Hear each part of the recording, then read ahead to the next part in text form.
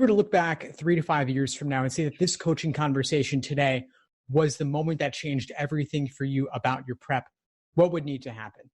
I have done multiple timing section like every Friday, and I noticed that I can finish all of them, all of the logical reasoning and logic game. However, do I get them right? How much time I spend on looking back and checking an answer is just not that efficient at all. Like in logical reasoning, I can finish all 25 questions within the 35 minutes time limit. However, in logical game, I can finish 3.5 game and then I would just run out of time. Mainly, I like my very last game. Normally, they're the hardest, right? Am I correct? Yeah, it does get a little bit harder as it goes on. So I'm wondering, Cyrus, for the logic games, is it possible that you're spending too much time on the easier games? Do you think it would be possible for you to change your time allocation on the easy games specifically? I think I am. I noticed that I spend most of my time on the third game. Okay. Yeah. First and second, I can knock them out really quickly. But when I hit the third game, I start like overanalyzing, like try to predict multiple answers. Like you said before, the whole diagram and connect all the conditions together, then move into the question, right? Yeah. And I've been doing that and it helps a lot. But when I started to like do in and out games and stuff like that, I would just spend a lot of times on just drawing out multiple possibilities, like at least 3 of them before I jump into the question. For example, Monday we had the meeting and Brittany did the Legally Blonde game. Yeah. Correct. And I actually afterward I did it myself also because I never really looked into it. And I actually, without timing, the first time I ever done it, I got only one question wrong. I think it was number 9 wrong when they're talking about which I'm pretty surprised that is the hardest like LSAT game, and I only got one wrong. Yeah, that's pretty good. Yeah, and it took me a while. It took me like I think 15 minutes to figure everything out.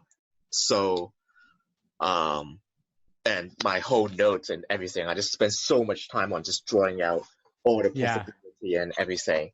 So that's mostly where all my time spent it on. Logic game is where my time is that well at also. Like I said previously, I can't finish the very last game. So, but I can get like the first to third game, 100% accuracy. And then the last game, I just couldn't finish it. So I will always have like -4 or 5 in logic game.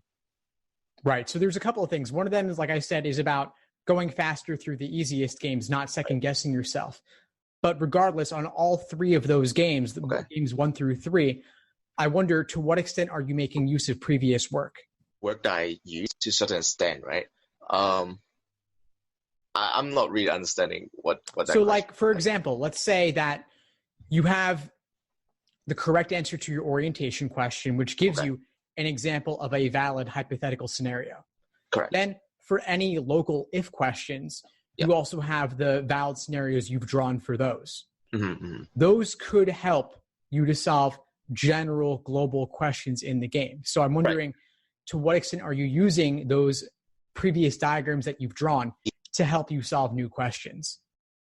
I do use them. Like if I've normally, like you said, the first question is the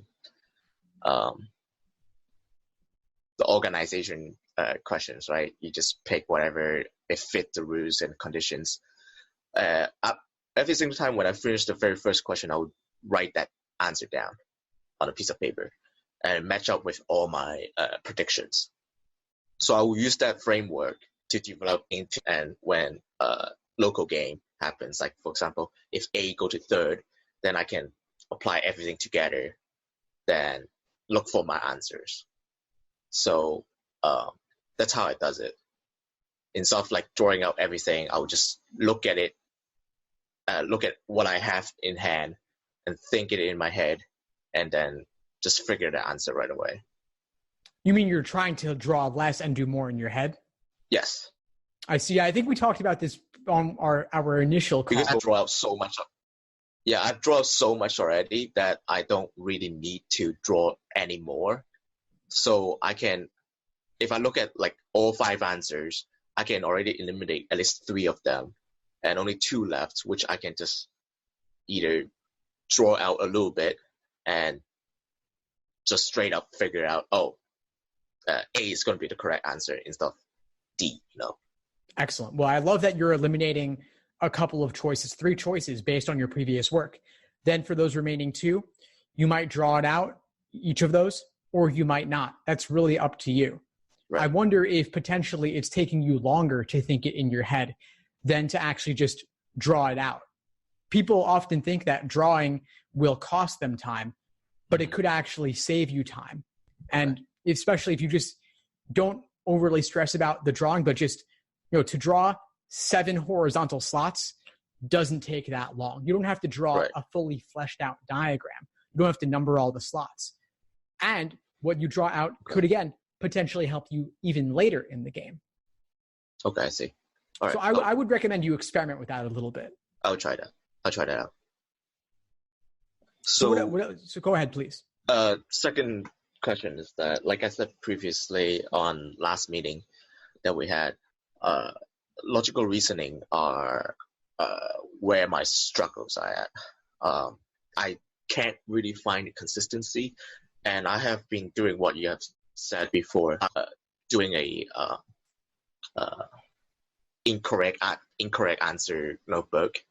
So which it does help, and I have just like jump back into it and do some previous incorrect questions and try to understand how I did it wrong and why the answer that I picked was incorrect and why the answer that's supposed to be correct are correct. It does help, but I've just been reading it mindlessly instead of like really looking to it.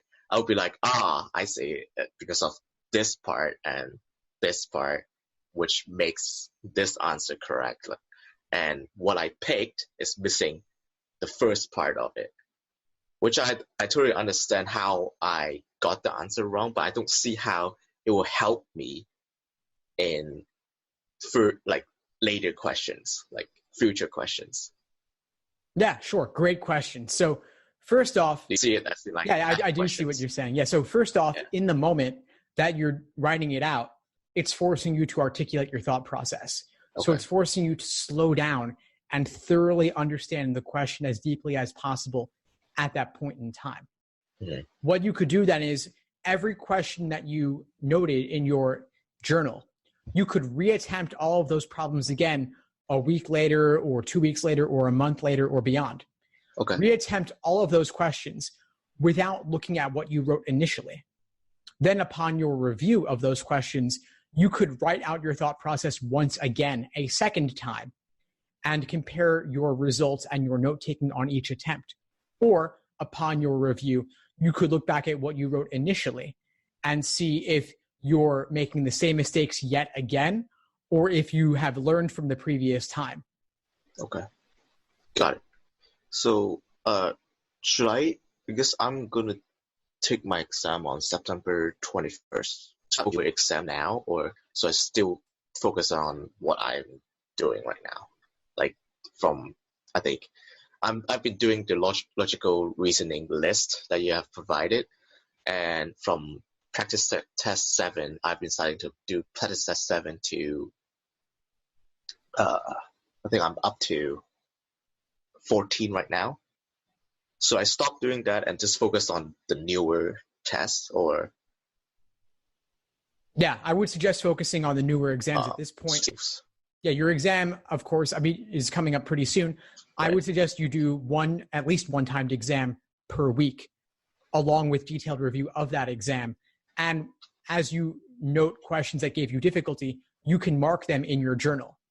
Okay. And So in a way, you're combining the work of the journal and reviewing tough questions with doing full-length timed exams. And you could also do, I know that you're studying a lot these days, you have the time, you could do 2 timed exams per week since you have the time. And I would focus, of course, on the newest exams. Whether you've seen them before or not is really irrelevant at this point. It's more about focusing on recent material and having that full section experience, that full sitting for the endurance factor as well. All right, got it. Okay. Also, I've been not doing so well with recreating the test environment, which is pretty hard because I've been doing it by myself. So, is it okay that I time myself each section and then take a break and then do it again, or is it just I just have to dig down and just simulate the whole testing environment? Is it, if I do that, is that going to be more useful than just me being I don't know, not being I don't know how to say it, but being the full section the 5-section experience is really important. The endurance is a factor. So I don't think it's okay to do 4 individual sections, then add them up later. That's not going to be the same experience. You've got to get used to sitting there for 3 hours, doing 5 sections with only a short break in the middle. It's 3 sections back to back, then your break, then 2 more sections back to back. If you don't have the time to do a full-length 5-section exam, you could do 3 back-to-back here and 2 back-to-back there. At least that's doing something for you with regard to the endurance. But ideally, it's important to do the full 5-section exam. And being home, I don't see how that necessarily has to impact things. That just requires other people to not interrupt you and you not to distract yourself. Yeah. Okay. I will try to do that. And also, some of the big prep companies like Kaplan and Princeton Review, they offer proctored exams. So you could look up the one that's nearest to you. They do this for marketing purposes, of course, but you could tune out the sales pitch or leave before that, depending on when they do it, and just even bring your own exam if you want. Okay. There are also YouTube videos and such that give you the proctored timing and everything. And so you could use those as well for at home. Okay. I'll try to do that. And one last question is the new digital LSAT. Surface Go, right? Am I correct? And it's touch screen, and you have to jot down all the notes on a separate piece of paper. I'm just wondering, from what I heard from you said that it's better not to use their highlighting tools and stuff like that. Correct. Yeah, I don't think the highlighting tools and the underlining tools are that useful. They're also somewhat limited. Okay. It's not perfectly responsive, so I wouldn't be counting on those tools. Okay. Of course, different people work differently, and you might find value in the highlighter. Personally, I don't think it's that useful, but you can play with it and see what it's like. You can go on LSAC's site on your computer or ideally on a tablet to look at exactly what it's like. Mm-hmm. But I would recommend, though, primarily focusing any notations you make on your scratch paper, because technology can't ruin that. It's just your pen or pencil and the scratch paper, and you have total freedom on that to do what you want. Okay. Yeah, I've been using that LSAC familiar test thing at a lot. I mean, not a lot, but every Friday using that as a time practice test. Nice. Good. So I'm just trying to use that to familiarize myself with the digital LSAT, and also it gives you a timer too, so that's pretty nice. Definitely. Right. Okay. I'm still using my old technique of quantity over quality, so I had to kind of break that habit of just not doing that. Yeah, and I think Cyrus, you got to slow down. You got to slow down and take the time to thoroughly understand the stimulus before you move on to the choices. Okay. Oftentimes I find that students, and you can tell me if this is your situation as well, they'll read the stimulus, not fully understand it, and move on to the choices, hoping that clears things up. But if anything, that only further complicates things, because the choices only make sense in the context of the stimulus. Yeah, I think I'm doing the same thing too, because I constantly give myself uh, the same pressure that I had before when I'm bunch in questions, and sometimes those passages are quite complicated with like science stuff, and I I would just sometimes ignore certain words because I'm like, oh, I don't know what is meant, but I know it's related to some sort of science. And when I move on to the question, to the answer choice, I will kind of ignore science word, which is like kind of the key point of the answer choice, and then I got the wrong answer because of that. I've noticed that I noticed that I've been doing that quite a lot, but which I've tried to slow down when I read through the passage and read through the passage and then move on to the question choice. And that's what they're looking for you to do. They're looking for you to get tripped up by the difficult language and the topic. They know that pre-law students typically aren't science experts. So that's exactly what they want. But what I want you to do instead, Cyrus, is focus instead on the structure of the argument. What's the conclusion? Find that first. What's the evidence? What's the method of reasoning? How reasonable is it? What is the gap in the argument? And then move forward from there. Okay. So focus on that while you're solving them, and then focus on that later during your review. Got it. And like I've been doing that too. I've been trying to find a conclusion first, like reasoning / evidence, and then I will try to find a gap between them, which you are supposed to do, right? Is or find what is connecting them together, and then look for the answer choice. That's the correct way to do it. Am I correct? Exactly. Okay. Method of reasoning. That's one thing I don't really understand too. Can you explain to me a little bit more about the method of reasoning?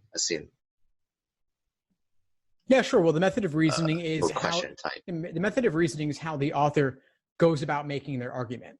So what kind of evidence are they using to indicate what sort of conclusion? So for example, if I said to you, the LSAT is a marathon, not a sprint, meaning don't do a timed exam every single day, or don't set a goal of 1,000 questions a day. Break it down step by step, day by day. That would be an argument by analogy. I'm using the analogy of the marathon as evidence for your LSAT study journey for you to carry out your LSAT study journey in a particular way. Oh, I see. The idea being that both a marathon and LSAT studying have in common that you shouldn't do too much too soon. Right. Instead, take a more gradual approach and spread out the work, spread out the training. I see. Okay. I understand now. Okay. Okay. That helps. Awesome. It's kind of like you want to extract a general principle out of the argument that you could then apply to another kind of situation. Okay. Got it. Think about parallel reasoning questions, for example. In parallel reasoning questions, you are taking the method of reasoning and then putting it somewhere else. I see. Okay. Totally different topic, but the structure will be the same. Okay. Got it. Okay. That helps. That helps a lot. Okay. Great, Cyrus. Glad to hear it. So we're about up for today. What would you say is the biggest insight you got from our coaching session today? Definitely the logical reasoning, because I never really fully understand the method of reasoning, and so that definitely helps. And then the logic game, where it's better to draw out more instead of just trying to think of it in my head. So I'll try to do both more often and see if I get any improvement. Excellent. Great. And what's been most impactful for you with the coaching that we've been doing? Hearing a bunch of other people having similar issues and seeing all those people are working toward the same direction that I'm going, it kind of helps up a little bit, because I've been studying all by myself alone with no study partner or anything. That it kind of,